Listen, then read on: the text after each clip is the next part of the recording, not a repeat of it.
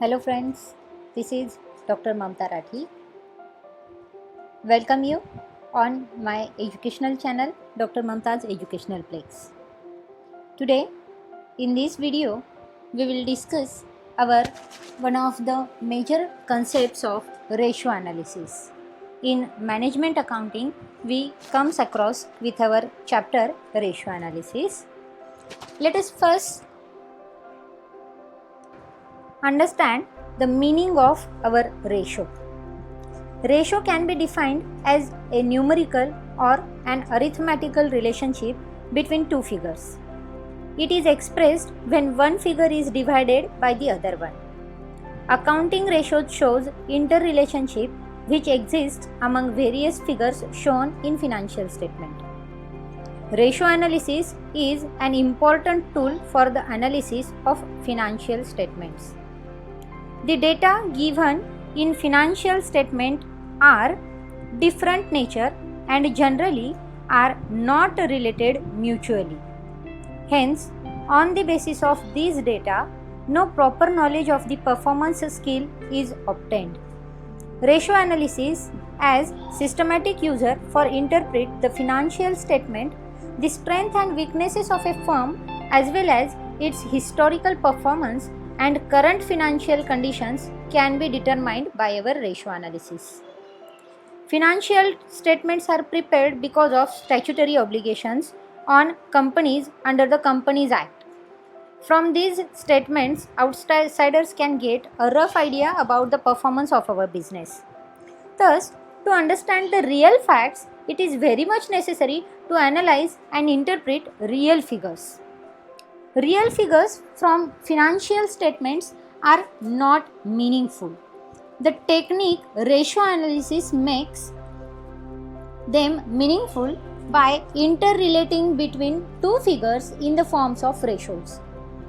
The ratio analysis of financial statement was first used by Alexander Wall in the year 1909 for criticizing the policy of current ratios used by the banks. Let us see some definitions of ratio. According to Robert Anthony, a ratio is simply one number expressed in terms of another.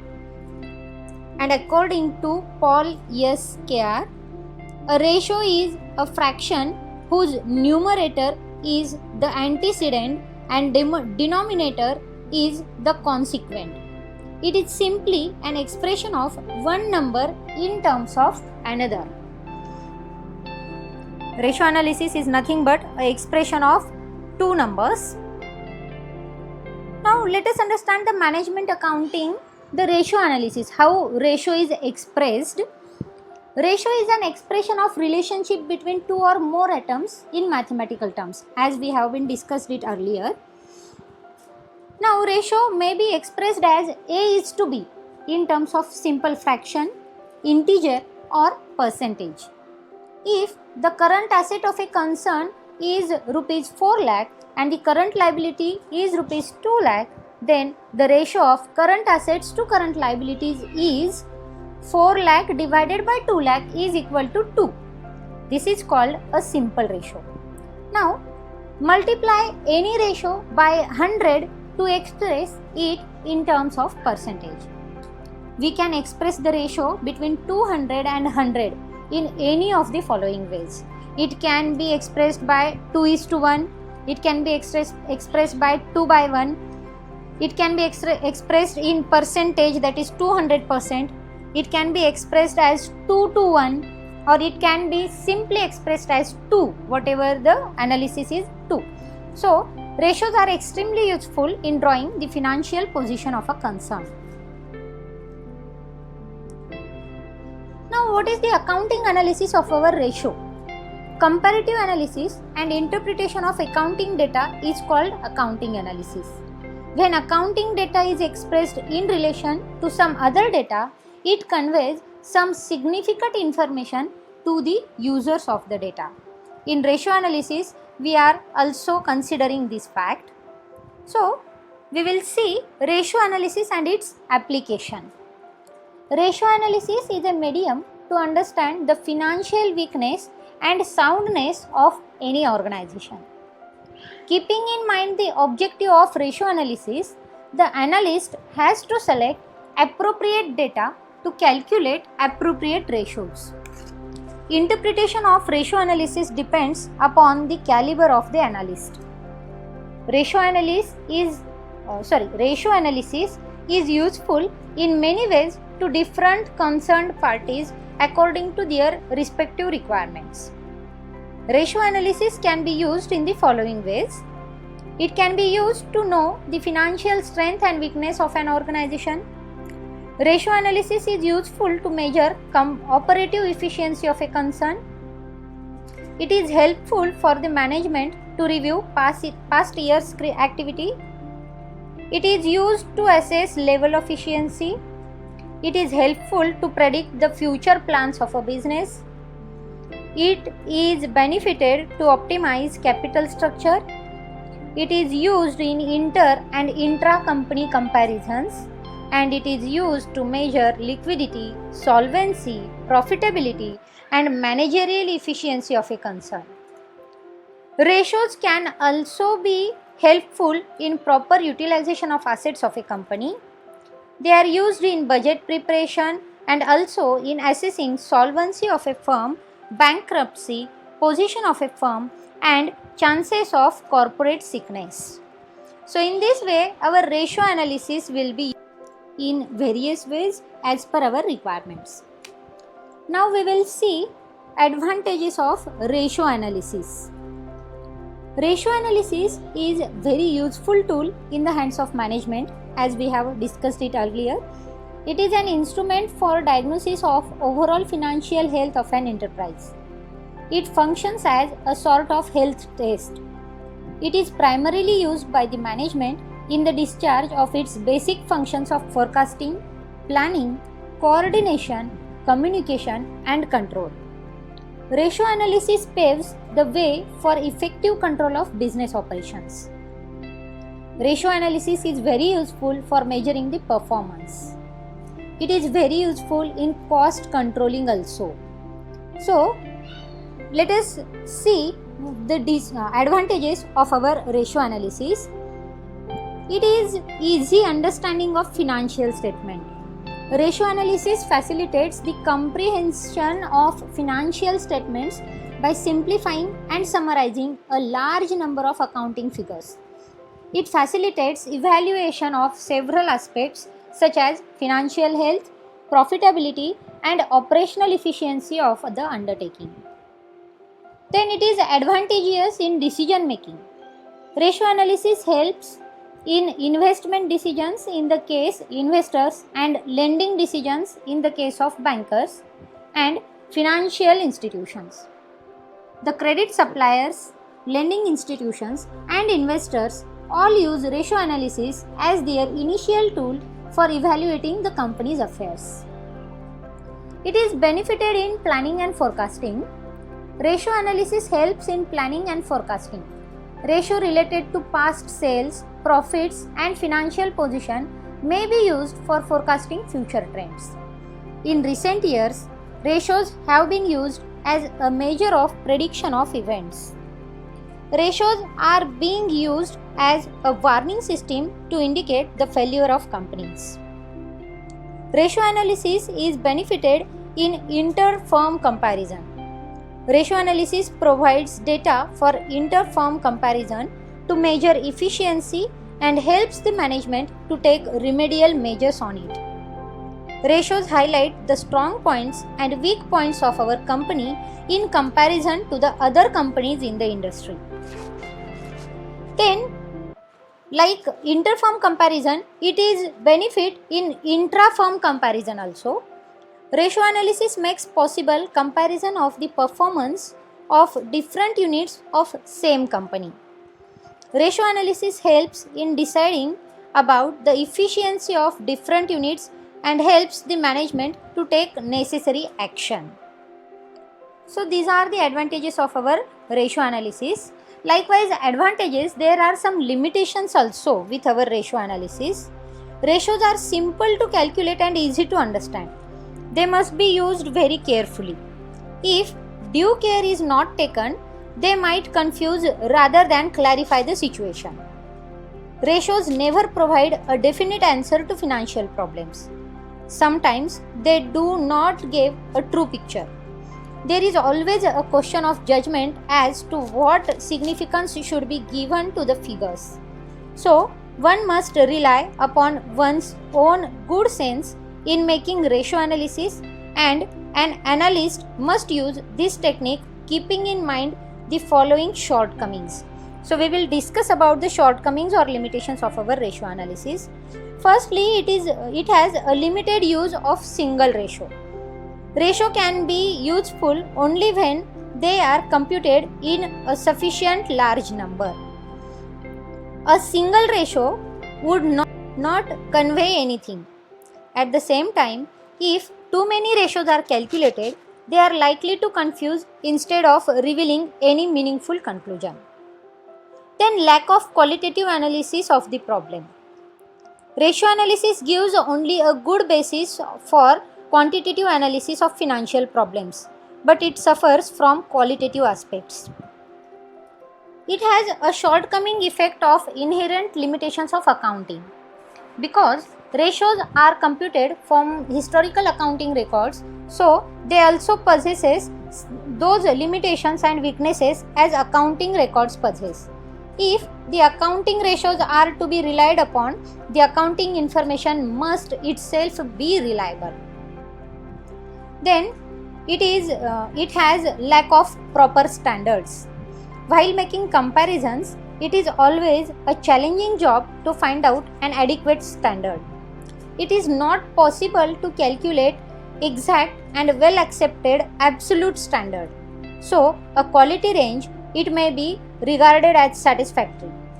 Therefore, the standard will differ for each industry and their circumstances of each firm will have to be kept in mind. These are the limitations. Next, arithmetical window dressing. In ratio analysis, arithmetical window dressing is possible and firms may be useful in concealing the real position. Then, past is not indicator of future. It is not always possible to make future estimates based on the past, as it always does not come true. This is one of the major shortcomings of our ratio analysis. Then background is overlooked.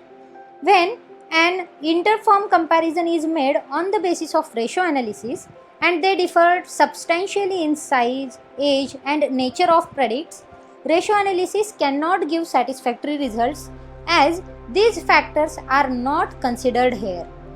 It should be remembered that various firms may be following different accounting policies. For example, one firm may employ more machines and the other firm may rely mostly on manual labor. Such differences will not make many of the accounting ratios comparable and reliance on them may be misleading. Then, no allowance for change in price level. While making comparison of ratios, no allowance for changes in general price level is made. A change in price level can seriously affect the validity of comparisons of ratios computed for different times. And the last shortcoming or limitation in our ratio analysis is differences in definitions and standards. Comparisons are also made difficult due to differences in definitions of various financial terms. The terms like gross profit, net profit, operating profit, etc. have not precise definitions and well accepted procedure for their computation.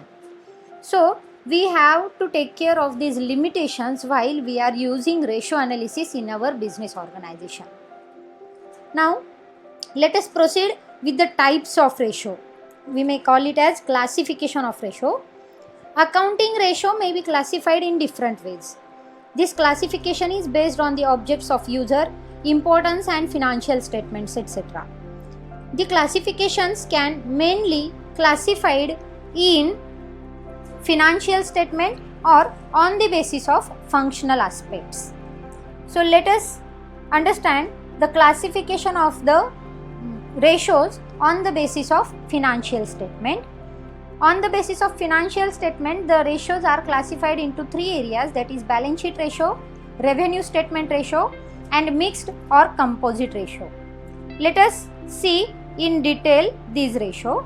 Here I have given one table where classification on the basis of financial statement, the ratios have been given. Now on the basis of financial statement, there are three parts. First part is balance sheet ratio, second part is profit and loss account ratio, and third part is of mixed ratios or composite ratio. We will see first balance sheet ratio. In this, current ratio, liquid ratio, absolute liquid ratio, debt equity ratio, proprietorship ratio, capital gearing ratio, asset proprietorship ratio, capital inventory to working capital ratio, and ratio of current assets to fixed assets. These all ratios are involved in balance sheet ratios. As we can understand, the terms are associated with the balance sheet terms, so these ratios are related with our balance sheet ratios. Then profit and loss account ratios. In these ratios, there are gross profit ratio, operating ratio, operating profit ratio, net profit ratio, cash profit ratio, expenses ratio, and interest coverage ratio. In short, we can see that gross and net profit related ratios are computed under profit and loss account ratios. And there is another part which is mixed ratios or composite ratios. In these, the remaining ratios comes under this head: stock turnover ratio, receivable turnover ratio, payable turnover ratio. It can be also termed as debtors turnover or creditors turnover ratio, fixed asset turnover ratio, total asset turnover ratio, working capital turnover ratio, capital turnover ratio, return on capital employed, return on equity ratios, and return on shareholders fund. So friends, these are the terms which we use in our final accounts, in our final statements, in our financial statements. So the logical classification is can be remembered easily with these terms. So these are the financial statement ratios, the ratios which are based on the financial statement. Now there is another classification of our ratios which is based on financial aspect. According to financial aspect, the ratios are again distributed under liquidity ratio. In this, long-term solvency and leverage ratios are also. Then activity ratios and profitability ratios. We will again discuss all these ratios in detail. So here we are discussing our ratios on the basis of our financial aspects, or we can call it as a functional classification of ratios. So first part of functional classification is liquidity ratios or profitability ratios. In these, current ratio, liquid ratio, absolute liquid or cash ratios, and interval measures is involved, and debtors turnover ratio, creditors turnover ratio, inventory turnover ratio is can be seen. Then long-term solvency and leverage ratios. In this, debt equity ratio, debt to total capital ratio, interest coverage ratio, cash flow or debt ratio, and capital gearing ratio is involved. Then another part comes is activity ratios. In this, inventory turnover ratio, debtors turnover ratio, fixed asset turnover ratio, total asset turnover ratio, working capital turnover ratio, payable turnover ratio, and capital employed turnover ratio is involved.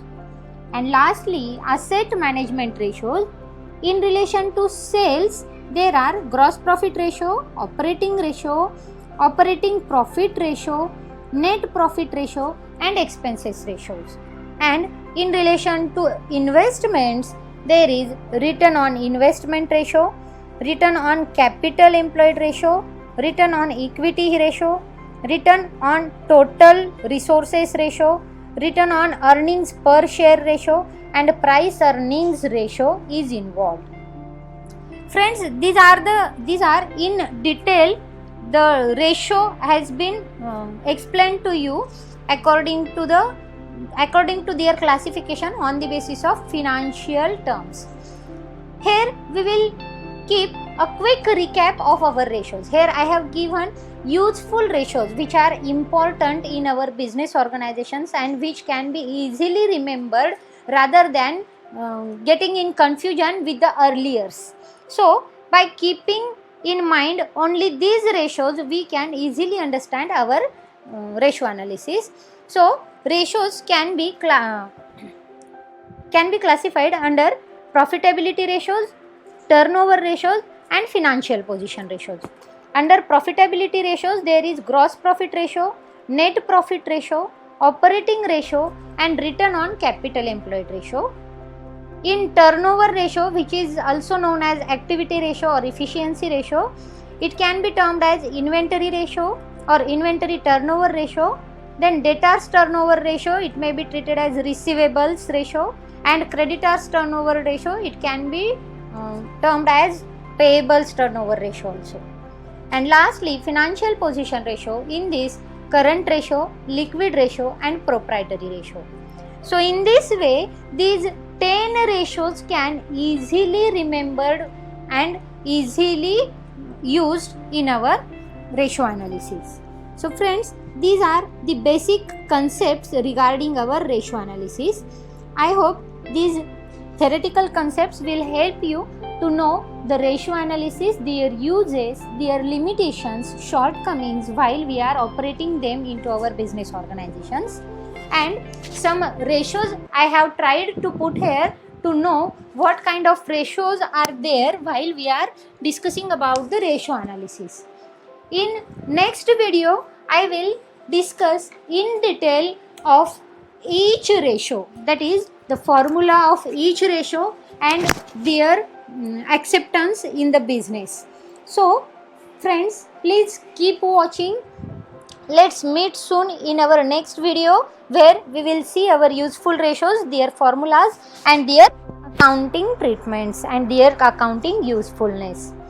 Friends, please subscribe my channel and please press bell icon so that you can get the updates of new videos. So let's meet soon with our useful ratios. Till then, keep watching, keep smiling. Thank you.